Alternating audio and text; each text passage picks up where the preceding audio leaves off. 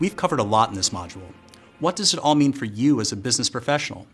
Let's use a real-world example to demonstrate the high-level steps you may need to take to reassess your data security and privacy practices. I'll also highlight how these steps can help you use cloud technology to support your role in your transformation journey. We'll start with an example common to every organization. Imagine you work in human resources and you're in charge of hiring personnel across the organization. What steps would you need to take to ensure the data associated with your day-to-day tasks is kept private and secure when using cloud technology? Here are the steps at a high level. Number 1, identify the data categories or data buckets that apply to your information. For example, user or customer data, corporate data, or industry market data.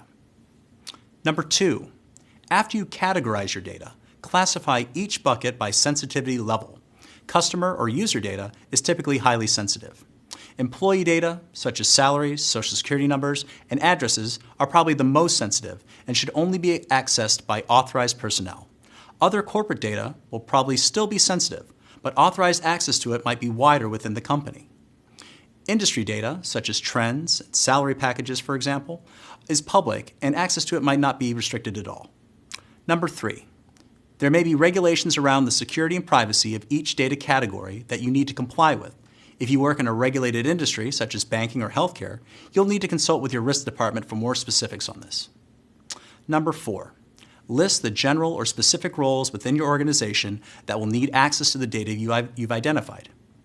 Number 5, for each role, determine access controls for the data. We recommend that you work with someone from your risk department to understand that you've followed these steps correctly. Where Google Cloud can transform the way you work is by streamlining many of these steps outlined here.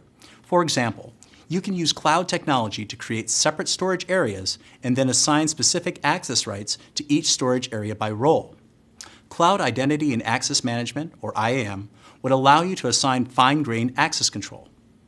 Organizations are constantly collecting new data, and manually classifying and organizing that data would be tedious. In our HR example, as new candidate applications come in, you could use the Data Loss Prevention, or DLP, API to preemptively classify and redirect sensitive data to the right storage area without manual effort. You could also use the DLP API to anonymize or redact sensitive candidate information, for example, ethnicity or gender, that you might not want to share with the interviewer. Throughout the whole process, you can minimize internal risks to privacy and security by working with your internal security team to prevent changes to access permissions for anyone handling the data. In other cases, you may need to rethink the way you've been applying security practices or policies. One such example is a regulation your organization might need to comply with. The company must have full control of its data at all times. In the absence of a clear definition, the term full control has led to a very narrow or literal approach to data security, that the data cannot leave an organization's on-premise data center. However, you can still maintain full control even when your data is stored in the cloud. If you migrate your data to Google Cloud, you'll know the location of all of your data with cloud storage services. You can control user access appropriately with Cloud Identity and Access Management, or IAM. You can ensure that there are detailed audit logs of all activity. You can monitor and track sensitive data and automatically redact it with the Cloud Data Loss Prevention API.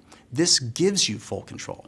And as part of Google Cloud's commitment to transparency with the systems we have in place, we can help provide you with the evidence of accountability to any internal or external auditor. For more practice, refer to the student exercise to help you review the steps I've covered for your specific activity.